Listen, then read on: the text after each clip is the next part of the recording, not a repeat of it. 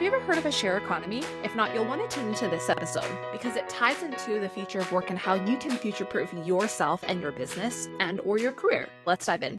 Welcome back to another episode of The Leader Within. Today, I'm excited to introduce Claire Bennett and Alexandra Stante, co-founders of the women's collective Sprakkar Collective.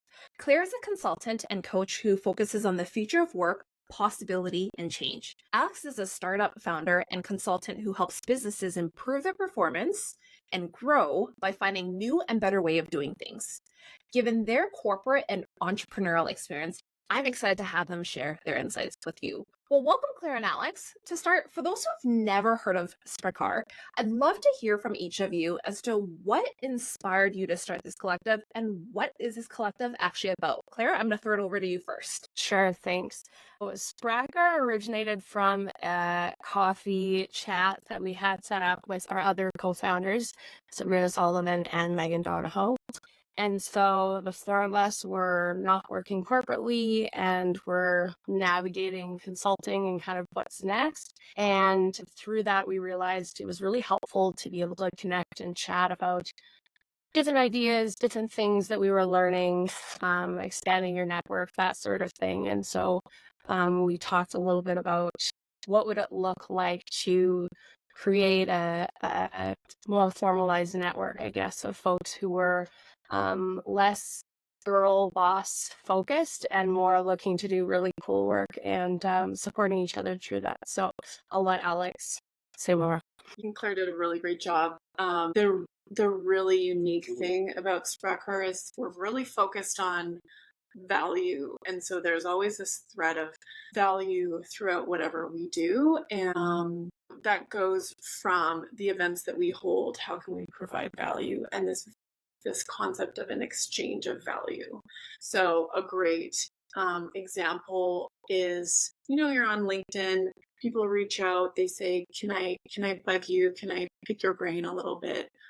How can we change the mindset about the picking of the brain and making it about an exchange of value between two people instead of being really transactional? And so that's kind of the mindset that we have with everything we do in Sprakkar, is this sort of value piece, whether it's an individual to an individual or an individual to an organization. Love the environment that you guys have set up. Because I remember sometimes going to a networking event and oh shit, this is so formal and awkward. I kind of want to approach you, but you're ready and you're a little click, and then it just becomes really awkward. But then with you ladies, you've created an environment where anyone can come in and it's so welcoming. And that value piece, I think it's just we all have something to bring to the table, and that's why we're part of this collective, right? And then there's no ego around one experience versus another. And I think that nature in itself just showcases what the impact that you're going to be able to make as a result of this collective.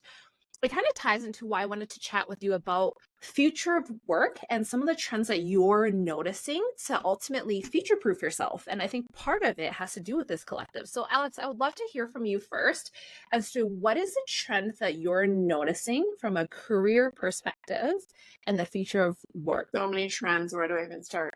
One really meta, general trend I'm seeing is this desire for something new and different.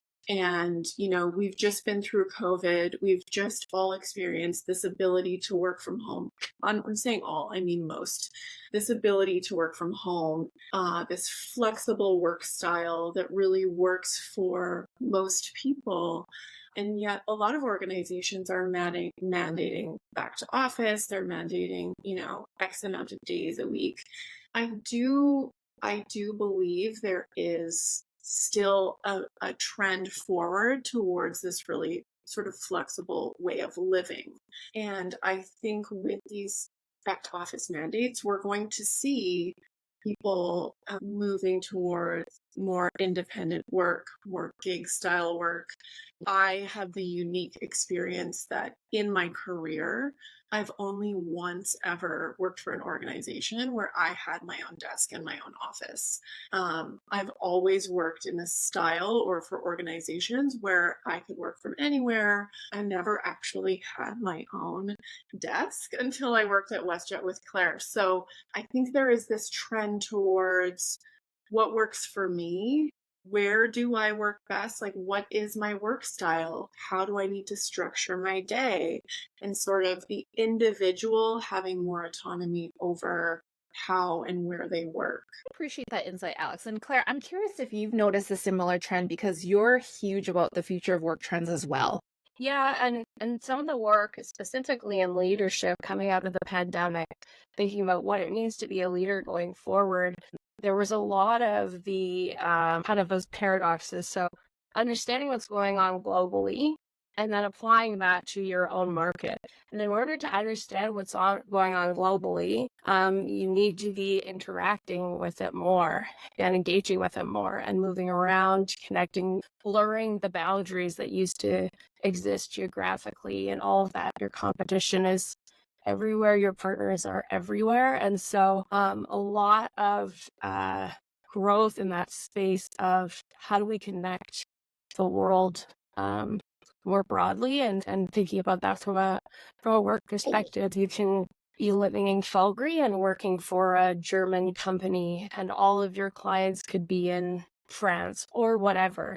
And so there is that remote forward piece. And I think when they're thinking about the signals that are, appearing, thinking about what's going on in the future or what's to come in the future, there is that nod to being a bit more expansive in the way we're thinking about employment, job opportunities, and also how you might work as an individual outside of a corporate employment situation. Really good call outs. And I'm curious from your guys' perspective, like, what is one of the biggest challenges that an employer is going to face from like a talent attraction and retention perspective if they aren't responding to some of these need for changes? Because I think Alex had alluded to it as well. And then Claire, you just alluded it to at the end of your conversation. So I'm curious again, like, is there a specific trend that's happening globally where you're like, hey, like, we're a little bit lagging on this, but if we're not going to jump on this, it's going to impact our talent attraction and retention strategy? Alex, I'll throw it to you. Yes, I did allude to this. I think that we've gone through the era of ping pong balls or ping pong tables and games rooms. That was sort of the tech. Attraction was when you're at work, we have this cool stuff for you to do, food trucks and that sort of thing. We're over that. We've been through COVID and we've sort of seen what it feels like to be more in control of our time, more in control of our work, and more in control of our life. And I think that I talk a lot about designing your life and living your life by design. And I think a lot of people are moving towards that, where organizations are going to have to step up and say, yes, we do have a flexible workplace. You can work from anywhere or most anywhere. I know that there are some limitations with technology and that and of compliance in some instances, but I think that especially in a sort of a knowledge worker role, the fact that you don't need to be physically seen to do your job, the organizations are going to have to step up and make accommodations for that. The Monday to Friday 9 to 5, in office style workplace was created for factory line workers. So we're not doing that anymore, and we need to sort of reimagine what it looks like when your job is your brain and your thoughts and your opinions. Yeah, and I would say from concerns for organizations, just to add on to what Alex said there, of course there are HR specific, as you'll be familiar with that, from a taxation perspective and those kinds of things. There are, of course, implications to working differently, and I think that's just the next opportunity to figure out. It's not a impossible barrier to overcome. It's just something that we have to navigate as a society to what does this look like. There certain companies where you can be digital nomads for X amount of time, or you can spend this much time before you're taxed at a certain rate. And so I would see that as a one side of the spectrum, barrier. But at the same time, I've worked in organizations where specifically in or that technology side of things in the IT space, it starts to throw off for organizations kind of structure and setup, because if you're not able to hire locally for very niche skill sets and you have to go abroad, or even just, somewhere else within the country, it can cost a lot more. And then all of a sudden, these folks in this department get paid a whole bunch more than these. And if you're, managing their accountabilities, their responsibilities, their requisite knowledge, it might be the same. And so, well, how does that make sense? And, it just starts to make it, that fairness piece becomes very difficult to navigate. There also starts to be an appeal for folks to say, well, if they're going to get paid that much more, I'm going to leave and I'm going to go work remotely and be paid exponentially more. So it's been also an interesting shift that the employees have a lot more power than they might have previously, which is also kind of exciting to see. Okay, as you guys are both talking, I've had like 5,000 questions come to mind. And I think one of the ones I wanted to ask first is, Kate, you alluded to the fact that like the way that the 5-day work week was designed is actually not designed for knowledge workers, right? Like if anything, I'm willing to bet that unless if you're burning your people to the ground, you can actually do your job within 4 days a week, right? Like just conservatively speaking. And so one of the challenges is that come with the way that the economy is going is that overhead of people and everything it's increasing, right? So for individuals to future-proof themselves, I think part of it is really understanding that if your employer were to outsource your skill set to a cheaper market, how do you set yourself up for success? So I would love to hear from your perspective as to what you are doing to set yourselves up for success. So Alex, I'll throw it to you first. Yeah, it's a great question, because once you start talking about remote work, your pool of talent opens up, globally. So you're not only competing with local talent, but with the entire globe. I personally setting up myself up for success. I mentioned this earlier. I really like to live my life by design, and I am not saying that everything I have done has been on purpose. It wasn't. But I do think that making choices, I say this a lot as well, make choices in decades or plan your life in decades. So, you might have to take a job right now purely to pay the bills. That is a need. That is something that you need to do.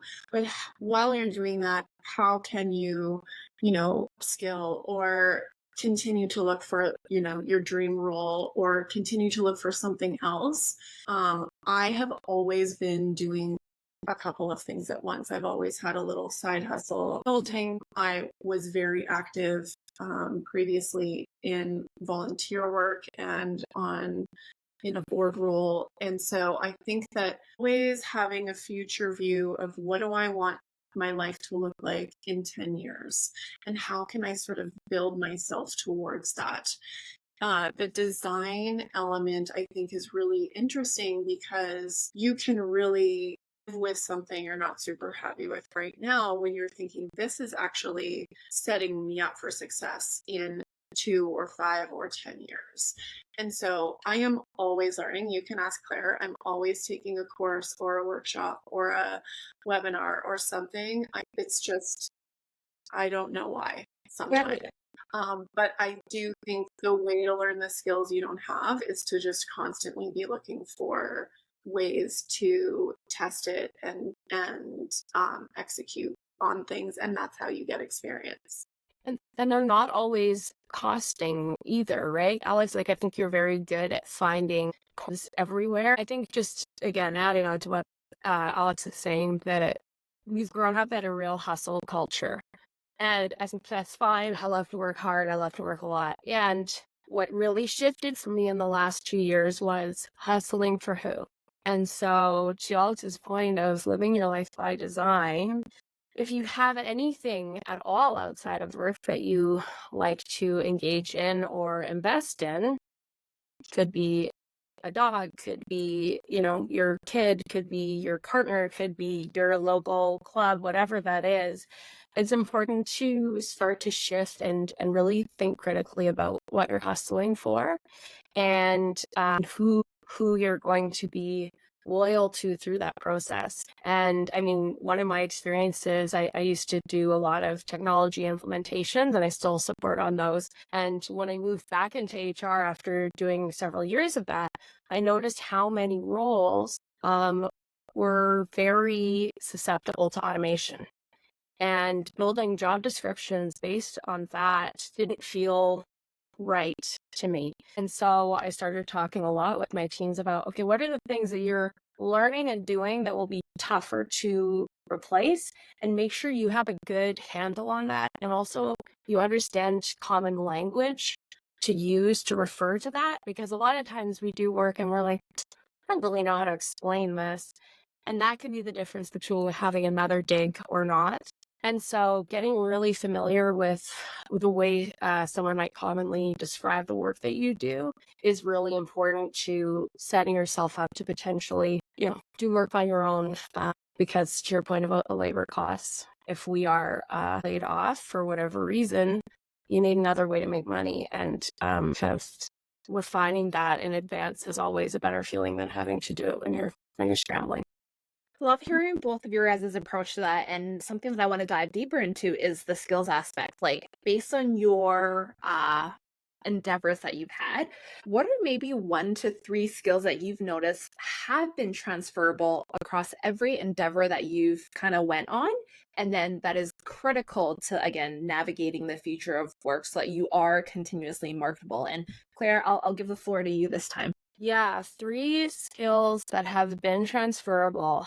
I mean, I'm very lucky. I consulted for several years, and so you build up that skill set through that process of transferable project to project skill set. So I work in change, and change is very industry agnostic. It's, I worked in fintech, I worked in energy, I've worked in public sector, all kinds of things. It exists everywhere. And so finding those things that are industry agnostic can be very helpful. I'm a coach as well. I got my coaching certificate last year. And that, again, can apply to any number of things. I coach for career development, career change, but it could be any number of other opportunities like, team dynamics, interpersonal issues, just tough decisions, strategy, any of that stuff. And so, I think there's certainly some pieces of our work that are more industry agnostic that have been helpful. Yeah, I would say, so I started my career in communication. I was a communicator for many years, and then I sort of transitioned my career into strategy and innovation. So I would say I look at every project through a filter of meaning. And I think having that skill, being a strong communicator, being able to synthesize and translate information into approachable language, and getting the information to the right audience at the right time through the right channel, those skills are transferable to any work you're doing. The other one, I would say, I have technical training in design thinking and human-centric design, and I think that is a really, really transferable skill where you're using sort of empathy and thinking about the humans and the individuals at the center of every project. That is also transferable to everything. If you're thinking about the humans and the pain points that they're experiencing in trying to solve the problem, you are going to be more successful in anything you're doing. So I would say those 2 specifically, I think I have found in my work over the last, I would say, 10 years are transferable to anything you're doing. No. And just really quickly, I would say, like, if someone's listening to this and like, feeling stressed, like, oh, I'm not a communicator, great, and I'm not a coach, go talk to someone and they will highlight for you the things that they see you being good at, someone you've worked with. Like, it's been very helpful for me to work with Alex, because Alice and I have worked together for on and off for years, and she was able to see some of the pieces that I didn't realize were something that I should value and kind of lead with. And so it doesn't mean you have to be exactly what we are, but there are probably things within your current day-to-day life, whether it's work or otherwise, that may be transferable that you're not like picking up.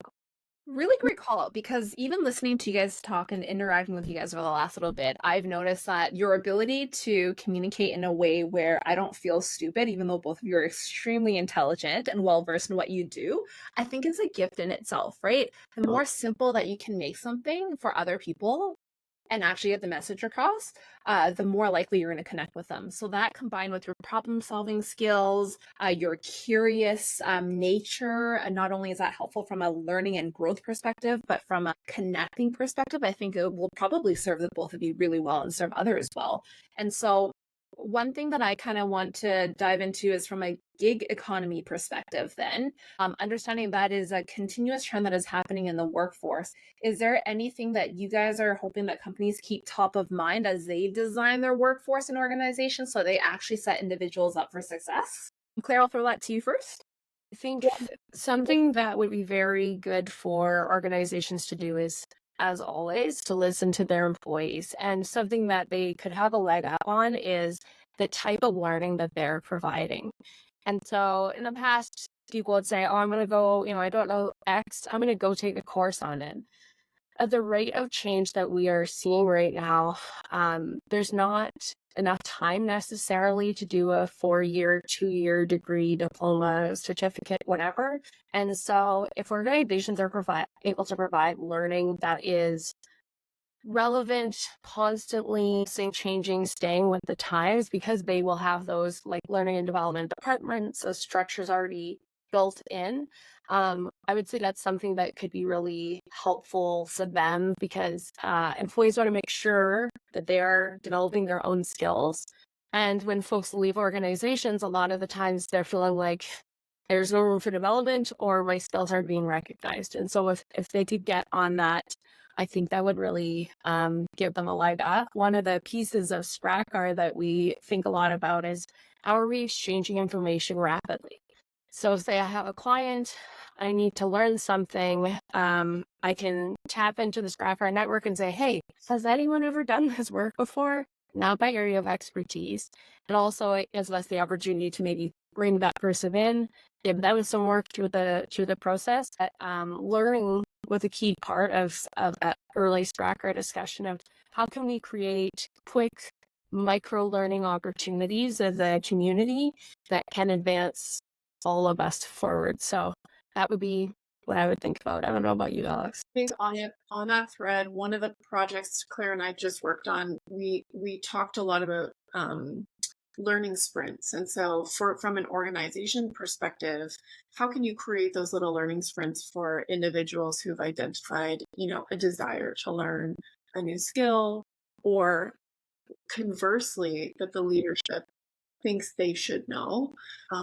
And so creating the opportunities for them to actually have those experiences and do the things that they would be learning at the same time, I think is a really interesting strategy. And to Claire's point, there really is need, in my humble opinion, to necessarily go and get a degree, go back to school for 4 years. It's a really huge commitment to, in any number of ways, to go back to school.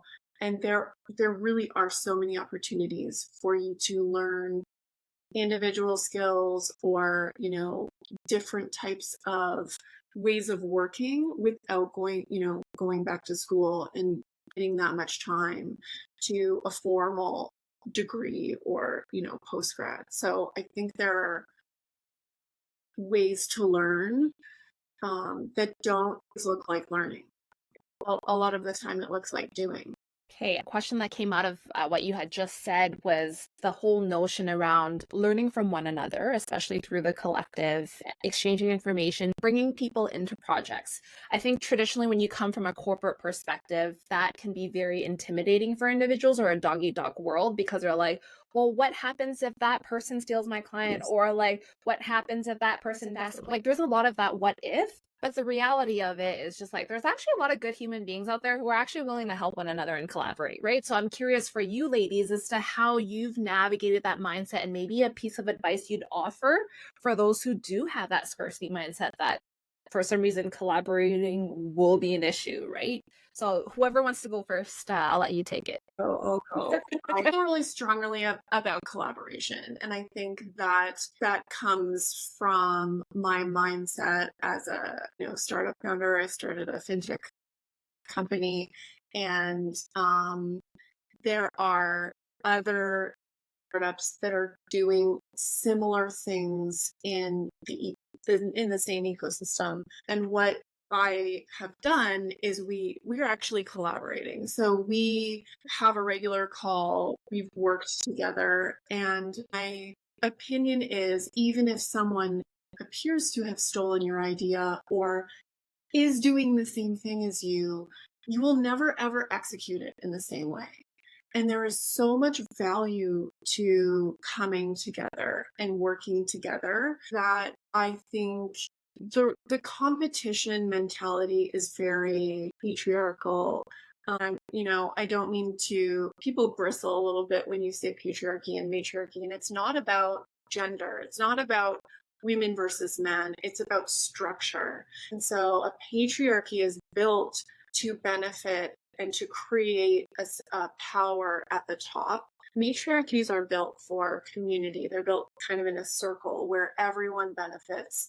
And so I think if you have that sort of matriarchal mentality where let's try and help each other out, let's come together, two heads are better than one, it just works better. And that is my experience. It's not only my opinion, but it's my experience, is that Claire and I also, we've brought people into our work, and it has only ever exponentially improved the work that we're doing.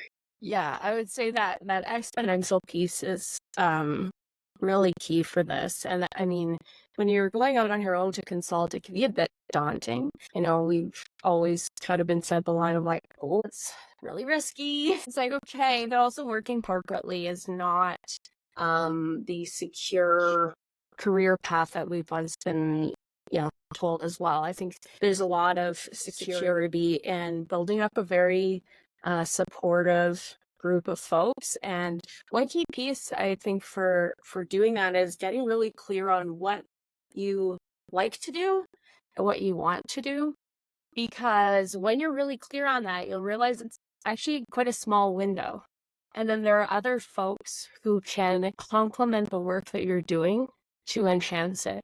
And so, you can do, like Alex said, the same work as someone else, but the client might have needs where you're like, you know what? I'm probably not the fit for you. And might know someone who does exactly what I do in a different style. They might be a good fit. And I think as we move more towards this kind of hunter-gatherer type approach to work, it's really important that you have other folks who are looking for work for you on your behalf in the same way that you're looking for work for them as well. And so the key piece of Sprakkar and bringing that together is, we want folks to feel like they have kind of a support system as they move into that space, and that everyone is working together to promote each other, to, highlight opportunities that are available. There is tons of room at the table. There is so much work available, and we all do worse when we forget that. I think getting clear on what you're good at and what you want to do is an important part of that process. I appreciate both of your approach to that, because sometimes I wake up in the morning, I'm like, man, like if we're all fighting for the same clients, but then it's like, I'm not going to meet all their needs. It's like, what's wrong with just being like, hey, like if we're both going to go and help that, how do we create more value overall, right? And I'm okay if it's not me and it's you, right? But it's sometimes hard to find people like you guys, so I do appreciate it. And so as we slowly wrap up our conversation, when it comes to unleashing the potential of individuals and organizations, what do you feel is the first thing that comes to mind to help us be able to do so? I think just the ability to be really honest about the situation, whatever it is. I think it's hard to make a good plan to move forward when we're not being real about what's happening. And again, I think that is only possible when you have very good folks to bounce ideas off of. You have your own personal board of directors, folks that you go to for advice. And same within an organization. I think it's very hard to make a successful strategy when you aren't, highlighting your strengths and also what may be your weaknesses, and that can put you in a real spot. So I'd say unleashing that potential for me starts in a real honest look at where you're at. Yeah, and I'll kind of riff off what we were talking about before. I think it requires a shift in perspective where, individuals and organizations really truly operate for the good of everyone. And what that means to me is that, again, we're not sort of serving the people at the top. We're not,